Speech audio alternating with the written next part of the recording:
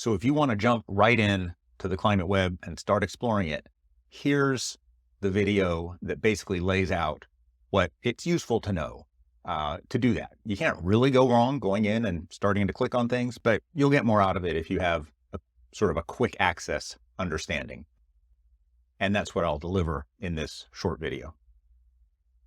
So just to provide some quick context of what the climate web is, it covers hundreds of topics. It represents 25,000 hours and more of knowledge curation. It has links to 20,000 PDFs that we have in the cloud specifically for the climate web, topical insights pages, thousands of websites, thousands of videos, thousands of extracted graphics and ideas, thousands of infographics, quotes, cartoons, all of it organized by a huge index by thousands of topical headings, topical dashboards, mini courses. So it's an enormous knowledge base, even though you won't really get that sense just when you go into the climateweb.org. It's deceptive, but behind that initial screen is a massive amount of information. So when you first go into the climate web at theclimateweb.org, and remember, it's theclimateweb.org, not just climateweb.org. So on your screen, generally, this is what you'll see. And on the left-hand side, that's called the Plex, the colored Plex, and all of that green and blue is called the Plex. On the right, it's called the Notes field. And you'll see that the top of the screen is taken up by a bunch of browser-related stuff. One of the things you can now do is to go to what's called presentation mode, which will give you full screen use of the climate web. So if you right click anywhere in the Plex, you'll have this little menu. And if you click on presentation mode, it will go to full screen. And you can see that here. This is the full screen view. All the browser related stuff at the top is gone.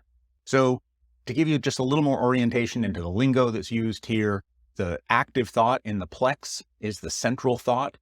And then you have other thoughts linked to it. The links here are a little hard to see. We've done that intentionally because we don't want them to distract from the content. But all the thoughts below the active thought are called child thoughts. Any thoughts above the active thought are called parent thoughts. And if that parent has other thoughts, then those are sibling thoughts that may show up on the screen at top right. Off to the left are what's called jump thoughts, and we'll use a lot of those in the climate web, as you'll see. And the right half of the screen is called basically the notes field for that active thought, and that notes field is associated with the thought. So every time you click on a different thought, you'll get to a different notes field.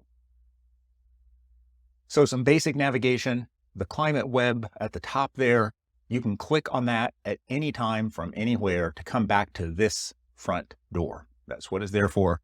And you can easily get back here in an instant.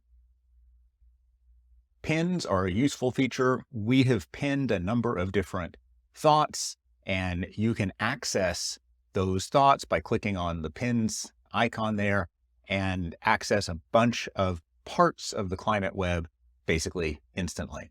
And so it's a useful way of jumping around the climate web from anywhere at any point in time. I'm not focusing on the types and the tags. That's not really relevant to users of the climate web. You can click on it and take a look if you want, but not particularly useful to you and nothing you can really do with it. Search Create, vastly improved over the prior search function. So it opens up in a big way. It shows you recent thoughts. So this is one way to know what you've been visiting in the recent past and how you can easily get back there, in effect, a breadcrumb trail for your navigation. Here is where you type in what you're looking for, and it will search the name of the thought and the label of the thought for all 200,000 thoughts in the climate web. And then you can choose what you want to click on to actually go there. So a great search function. It doesn't yet search the notes field, but that's likely coming. Now, if we switch over to the right-hand side at the top, that eye icon, we tend to call it, very powerful change to the Climate Web because it allows you to totally change what you see on your screen. So if you click on that eye icon, what happens is the Plex vanishes. It's the same jump thoughts are there, the same child thoughts, as I'll show you in a second. If there were parents and siblings, you would see those as well. But basically all the squiggly lines go away and you can navigate the entire Climate Web and all the content through this view if you don't happen to like the Plex. So on the left there, we do see the jump thoughts. On the right, you'll see that there are a lot of hyperlinks in the notes fields.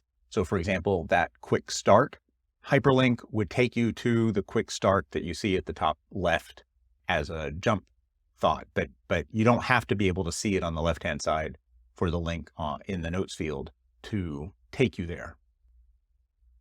And if you go down to the bottom of the page, what you'll see is that there are lots of other hyperlinks that we've put into the notes field to give you some thoughts on where you might want to go from here.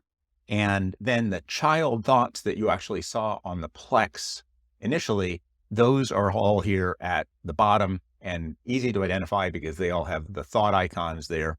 And so you can click on any of the child thoughts to go to where you want to go. Now I've turned the Plex back on by clicking on the eye again. And then what you see beside that is basically settings that you can change. If you click on that icon, you have a number of choices here. The show visualization, that is basically the eye. You can change the layout a little bit, although most people won't want to do that. It's a little bit confusing for people. You can make the links straight or curved.